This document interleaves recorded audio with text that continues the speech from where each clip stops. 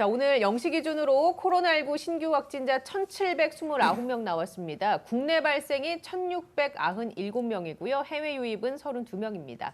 수도권에서는 1,302명, 그리고 비수도권에서는 395명이 나오면서 수도권 차지 비율은 76.7%입니다. 위중증 환자는 4명이 줄었습니다. 누적 328명, 그리고 사망자는 4명이 늘면서 국내 사망자는 모두 2,413명입니다.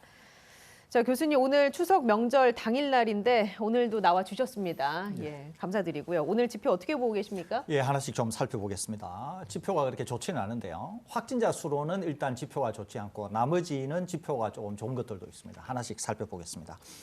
단지 어제에 비해서 오늘은 125명이 증가했습니다. 그런데 검사 건수는 비슷하니까 상황이 좋지 않다 이렇게 볼 수 있겠죠. 그런데 전반적으로는 여전히 검사 건수가 적기 때문에 이걸 가지고 나쁜지 좋은지 이렇게 판단하기는 다소 일러 보입니다. 이번 주에는 긴 연휴 기간이 해제가 되는 것이 목, 금, 토이기 때문에 아마 토요일 정도에는 다소 우리가 경향을 알 수 있을 거는 같습니다만은 더 중요한 것은 다음 주 수요일 정도에 이번 주 긴 연휴 기간에 복합적인 상황이 드러날 것으로 생각이 됩니다.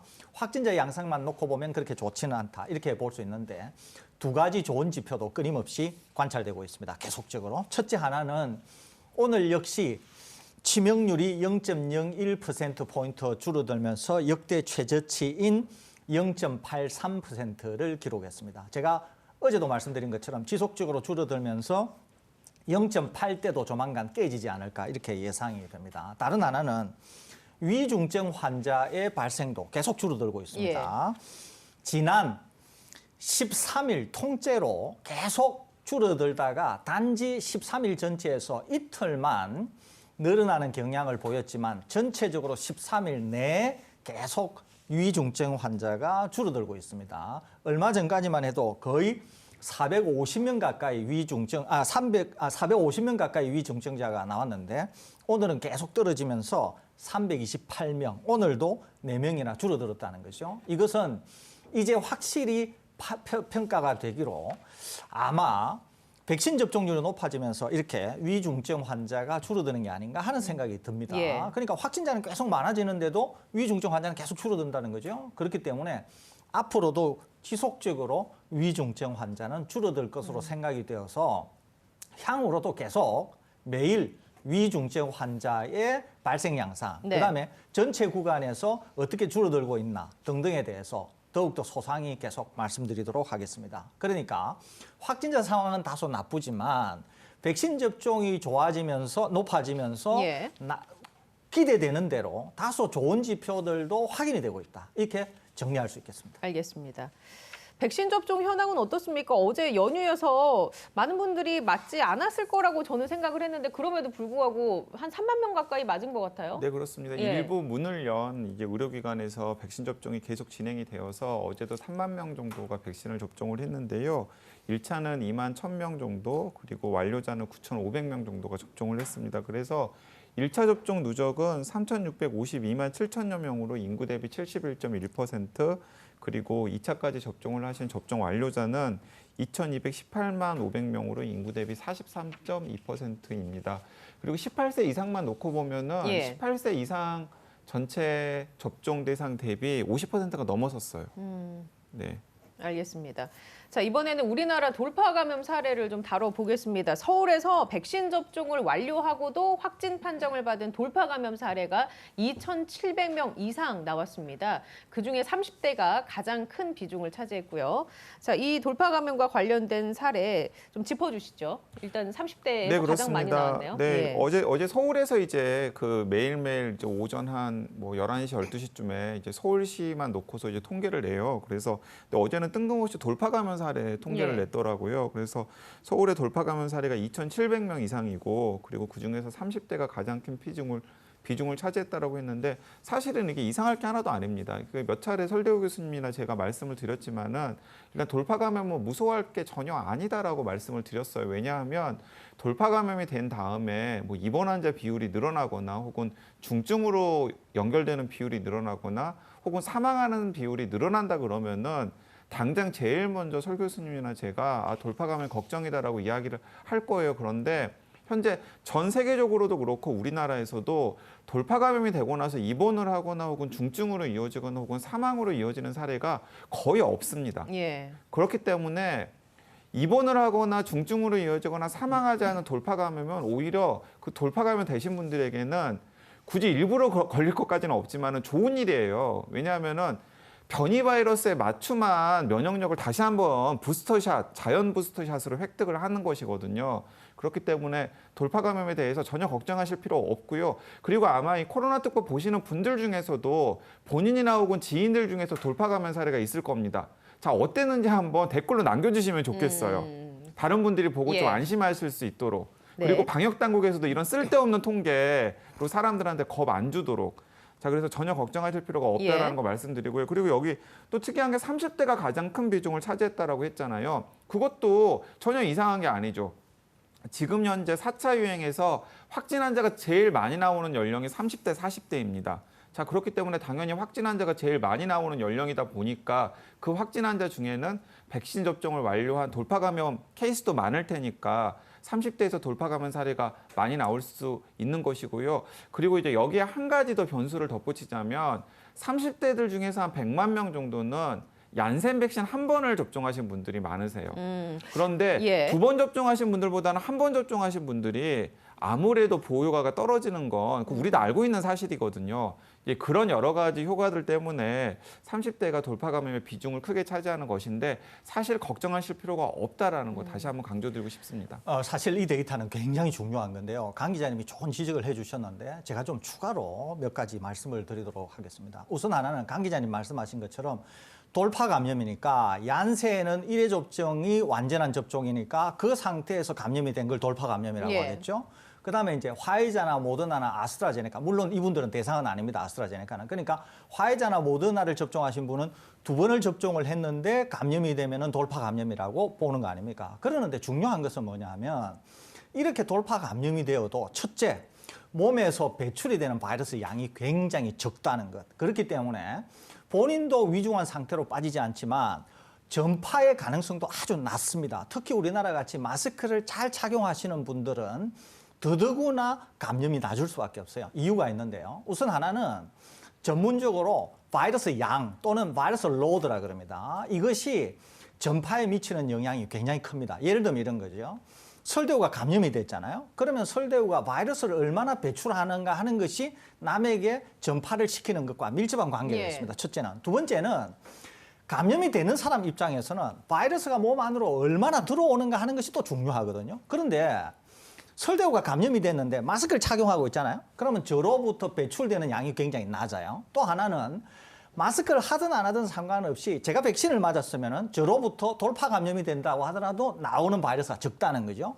또 다른 하나는 감염이 될 대상자가 백신을 접종했지 않습니까? 그러면은 바이러스가 들어오더라도 바이러스가 작동을 잘 못하면서 감염이 될 사람도 위험에 빠지지 않을 뿐만 아니라 심지어는 백신을 맞았기 때문에 쉽게 퇴치가 된다는 거죠. 더더구나 그 사람이 마스크를 착용하고 있으면 또 바이럴 로드라 그랬잖아요. 바이러스가 들어오는 양이 극단적으로 적어지기 때문에 마스크 효과가 또 위력을 발휘하는 예. 거죠. 그러니까 우리나라는 지금 상황이 이렇다는 거예요. 그러면 지금 서울시에서 어제 2,700명에게 돌파 감염이 생겼다 그랬잖아요. 예. 그러는데 제가 오늘 뭐라 그랬죠? 치명률이 지속적으로 감소하고 있다 그랬지 않습니까? 만일에 2,700명 중에 위중증으로 빠지거나 사망이 빠지거나 그러면 첫째, 위중증자도 늘어나야 되겠죠. 근데 제가 뭐라 그랬어요? 위중증자가 계속 감소하고 있다 그랬잖아요. 두 번째는 치명률이 계속 감소하고 있다 그랬잖아요. 그러니까 무슨 말이냐면 이 데이터는 오히려 백신 접종이 정말 작동하고 있다고 하는 걸 보여주는 거예요. 왜냐하면 돌파 감염 사례는 하나같이 백신 접종한 사람에 해당되는 거잖아요. 그러니까 오히려 돌파 감염이라고 하는 것은 백신이 실제로 잘 작동한다는 것. 그다음에 백신 접종을 했기 때문에 본인이나 그 이외의 사람들도 위험을 오히려 낮춘다는 것. 특히 우리나라는 마스크 착용을 잘 하시기 때문에 네. 이런 것들에 있어서 효과가 더 배가 된다고 하는 점. 이런 것들을 복합적으로 나타내는 사실 쓸데없는 데이터이기는 하지만 데이터를 뜯어놓고 보면 오히려 실제로 백신이 잘 작동한다. 이것을 보여주는 데이터다. 증명하는 데이터다. 이렇게 예. 볼 수 있겠습니다. 그래서 이제 첨언을 하자면은 이제 전문가들 사이에서는 돌파 감염이라고 하는 용어 자체가 잘못 붙여진 용어다라고 이야기하시는 분들도 있습니다. 예. 왜냐하면 이제 돌파 감염 자체가 상당히 무섭게 들리잖아요. 일반 시민들 입장에서는. 그래서 시민들에게 쓸데없는 공포심을 주는 용어이기 때문에 용어 자체를 좀 변경을 해야 되지 않느냐라는 이야기가 전문가들 사이에 실제로 있고요. 어떻게 해야 될까요? 그러면? 모르겠습니다. 그래서 그냥 저는 코로나 특보 보시는 분들은 돌파 감염이라고 언론에서 떠들면 자연 부스터샷 맞았구나. 그렇게 받아들이시면 네, 그렇게 좋겠다. 받아들이시면 예. 된다라는 겁니다. 자, 그러면 일단 두 분의 의견은 서울에서 백신 접종 완료하고도 확진 판정을 받은 사람이 2,700명 이상 나왔지만 저희가 늘 말씀드린 것처럼 스스로 감염된 사람도 항체가가 높게 유지되는 그런 효과를 누릴 수가 있는 것이고 타인에 대해서도 바이러스 배출량이 줄기 때문에 위험성도 크게 높지 않다. 그렇습니다.